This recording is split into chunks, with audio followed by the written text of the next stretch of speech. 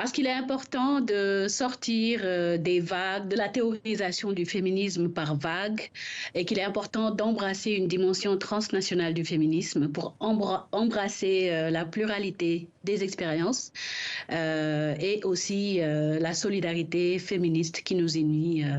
Donc, dans cet ouvrage, il y a plusieurs féministes d'horizons divers, du Brésil, du Royaume-Uni, où je suis basée, de l'Argentine, mais aussi beaucoup de traditions féministes qui sont embrassées. Et je pense que c'est ça l'originalité de cet ouvrage collectif, que d'essayer de sortir d'une théorisation un peu eurocentrée des féminismes. Dans le chapitre que vous avez écrit, vous revisitez l'expression et la participation politique des femmes à travers la revue Awa et le journal Fipou au Sénégal et en Afrique de l'Ouest. Pour quelles raisons avez-vous choisi cet angle ? Alors, comme vous l'avez vu, le sous-titre de l'ouvrage, c'est quelques héritages féministes. Donc, je pensais qu'il était important d'analyser et de se rappeler des legs que nous avons reçus des pionnières qui ont créé la revue Awa, qui initialement s'intitulait Revue des femmes de soleil, créée en 1957 autour de la première africaine sénégalaise journaliste, Annette Mbaye-Derneville. Awa qui a continué à publier jusqu'à son arrêt en 1976.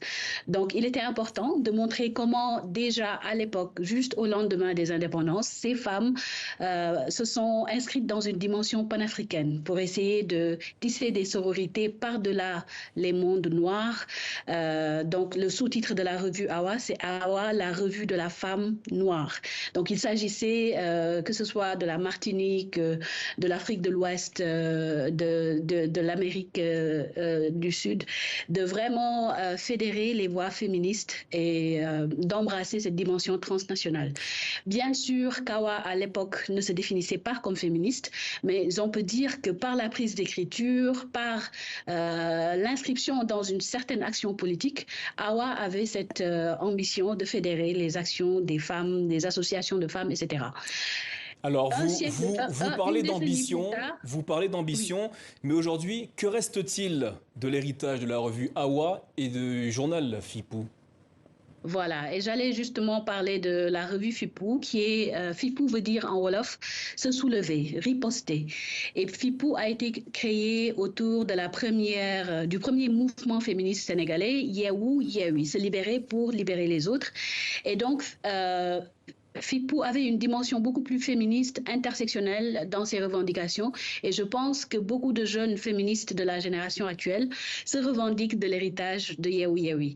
Donc je pense qu'aussi bien dans l'action politique que dans la prise de parole artistique, que dans l'expression artistique, le legs de ces deux journaux, de ces deux modes d'action sont encore vivaces.